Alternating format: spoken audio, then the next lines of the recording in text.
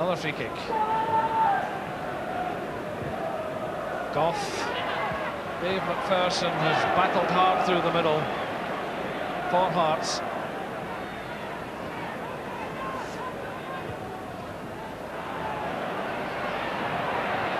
Rangers come again. McMahon done a lot of good work for Hearts, but it's a pity for them that he's having to do it in this second half, deeper and deeper inside his own half. That's out for a throw-in.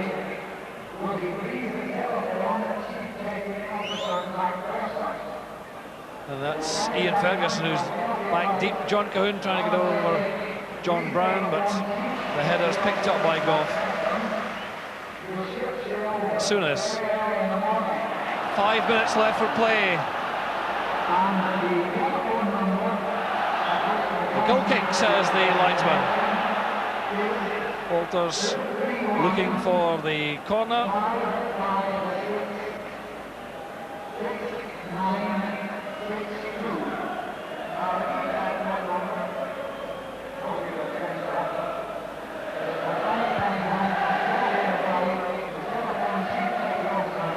Ferguson knocking it forward, but picked up by Berry.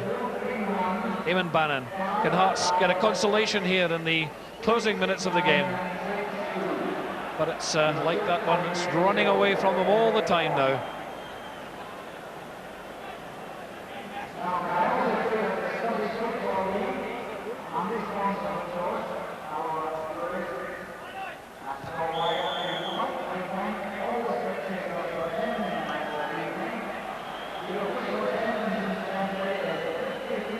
And the throw-in is to Hearts.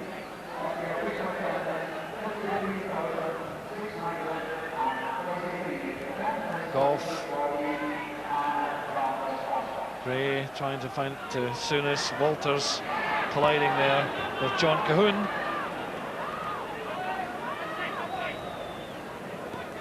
Another offside flag against Wayne Foster.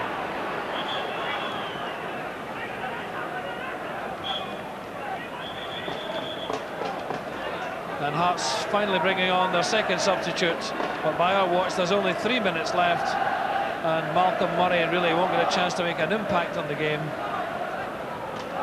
And it looks like Dave McPherson in fact going off. He may well have taken a knock. Disappointment written all over his face. John Cahoon getting a bit of treatment, and Rangers will get a chance to take the free kick. We can give you the official attendance tonight as Malcolm Murray comes on. The official attendance, 53,623. So again, a remarkable crowd here at Hampden to see Rangers poised to move into the final of the Skull Cup, and of course joined by millions on television, live television coverage of this semi-final. It's Hearts now. Try and push forward. Malcolm Murray gets his first touch to Cahoon.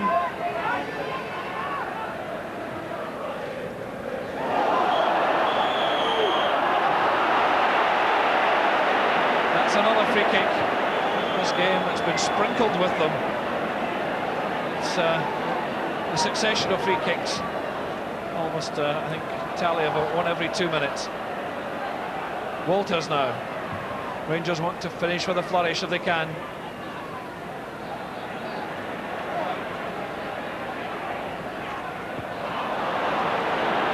Berry breaking it up. Mackay. John Cahoon battling bravely. Gough miscued that one completely, but when Gough makes a mistake, Butcher's there.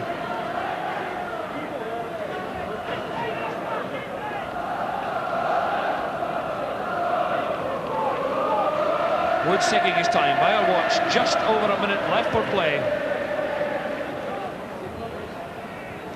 Gray gets a glancing header. Walters!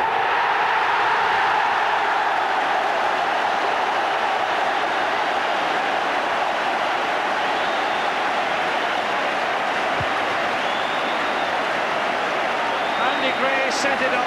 Walters' pace. and the finishing really did it. Look at this. Gray won it well. Walters between the two defenders. Smith seemed to have narrowed the angle, but that's it. Rangers 3-0, and Rangers' 16th goal in this Skull Cup competition so far. Nothing much you can do about that. Top-class finishing by Mark Walters. First of all, he's still got the pace almost in the 90th minute of the game.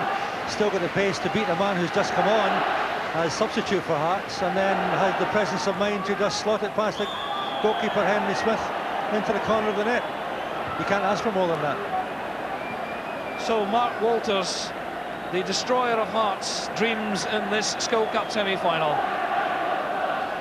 Again, the remarkable crowds here in Glasgow, 53,623. Just proves once again how popular this Skull Cup competition is.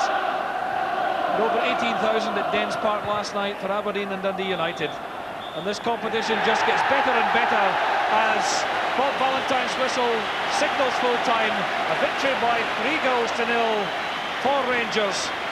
Mark Walters sent them on the winning way after 11 minutes. Then in the second half, Scott Nisbet tapping in the 53rd minute made it 2. And in the final minute, the pace of Walters and the deadly finishing finished Hearts' dreams. 3-0 for Rangers. Jim Craig, your thoughts? Well, the first half evenly shared, although Rangers got the only goal. Hearts came back into it very well indeed. And then the second half started pretty fair again. Both teams throwing themselves into the tackle, trying long balls and short passes. But I'm afraid when Henry Smith made that mistake, it was a death knell for Hearts. The team's heads went down for about 10 minutes. Rangers did the opposite, raised the game, and really took control from that point onwards.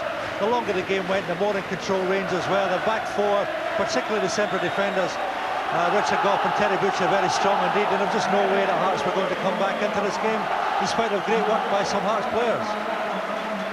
And there is Mark Walters with a beaming smile. He's the man that has made the headlines tonight at Hampden. And there he is, man of the match, deservedly so by the sponsors. Quite clearly, Mark Walters scoring 2 and then forcing the error from Henry Smith and the youngster Scott Nisbet tapping it home. So a tremendous reception for Rangers. They go through to meet Aberdeen in a real tremendous final on October the 23rd here at Hampden. A reminder again of the scoreline tonight. Rangers 3, Hearts 0, as the Rangers fans surge round the terracing, enjoying themselves. The rain still pouring down as Walters is about to leave, and there he is trackside with Reval Alderson. Mark, congratulations, 2 goals, some game, eh? Very much so, yeah. We struggled first half. I thought we deserved the overall second half performance. The first goal, was it a bit of a surprise to you? Well, it sort of ricocheted to me sort of thing, but luckily I was first to the ball and I just hit the target and luckily it went in. Now you're sweating despite the fact it's a cold night. It was fairly tough out there. Yes, it was. The pace was very frantic and you know, it's hard to really get hold of the game at first. But like I said, second half I thought we thoroughly deserved the game. What was the surface like? It looked a bit greasy.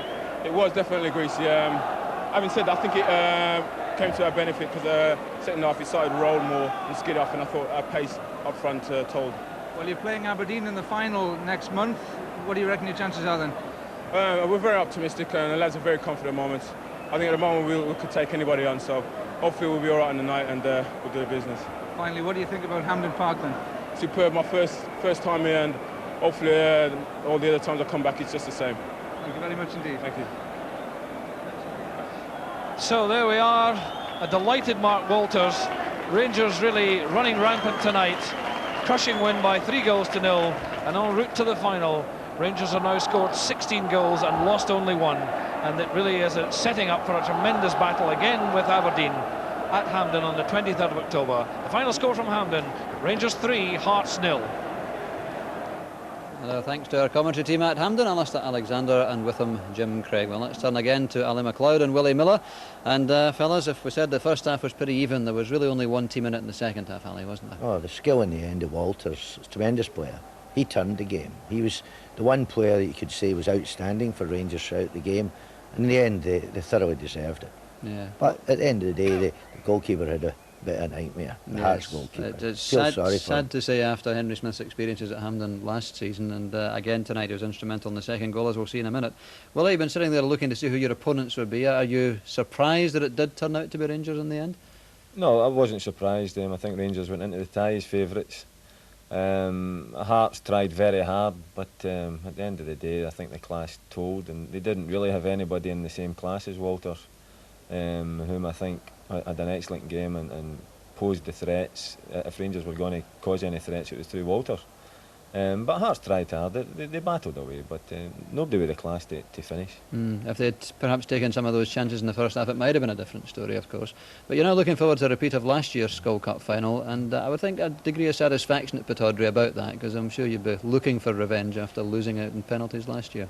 Yeah, well, it was a good final last year. I hope it's a good final this year, but I hope the result's different.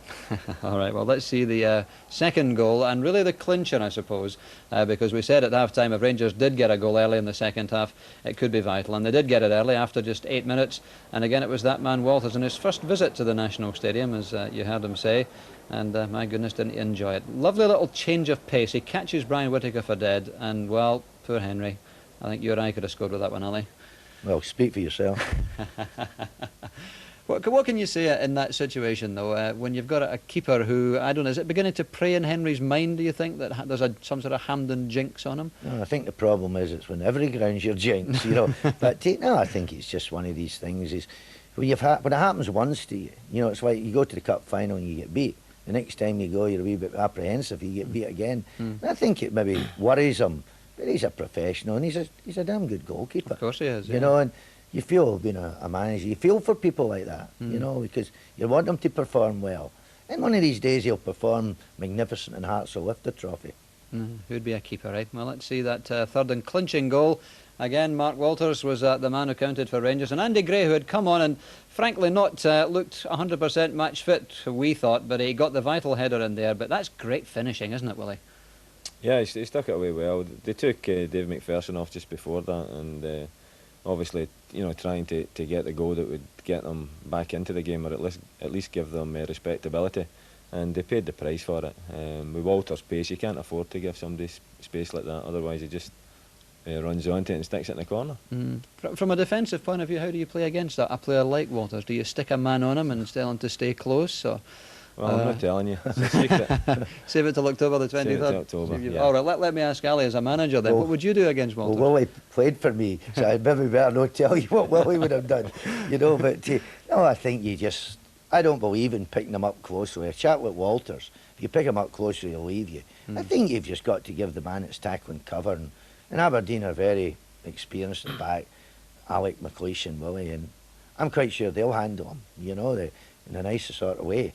And I think it's a team game. And I think Walters was left taking one man on with no cover at all. And I don't think that happens when you play real good sides. I think when you get by the one man, the other man's waiting. I don't think he'll find it just as easy against Aberdeen. I've got to come back again to the fact that Hearts played without a recognised striker, which I think surprised all of us. And then they seemed to take some time in the second half to put Ian Ferguson on and didn't really give him a chance to pull them out of the fire. I think they've had this problem since the season started. I think Hearts basically are a good side and they're one of the better sides in Scotland. But I think since Robertson left, they've never really filled the bill. They look as if they've been trying to play with one chap with a lot of people coming through. But for the type of style that Hearts play, I think it would be better with an out-and-out striker. And I think looking back, the manager might be critical of himself and say that if he'd started with Ferguson, because although Ferguson may not be playing well, he can snap goals. He is scoring goals, Ali. Well, and he scored this is something like half a dozen in the first 4 or 5 games of the season, didn't he? He's maybe had a little knock. This is what you don't know. But I think looking back, he wished he'd have started with them because the chances were there for Hearts. I mean, the first half, they had at least 4 chances. And Cahoon missed a chance in the second half. It's very similar to what Walter stuck away. That's right, yeah, when Terry Butcher made the mistake and gave Cahoon the chance. In fact, Gary Mackay also hit the bar, and we can take a look at that now.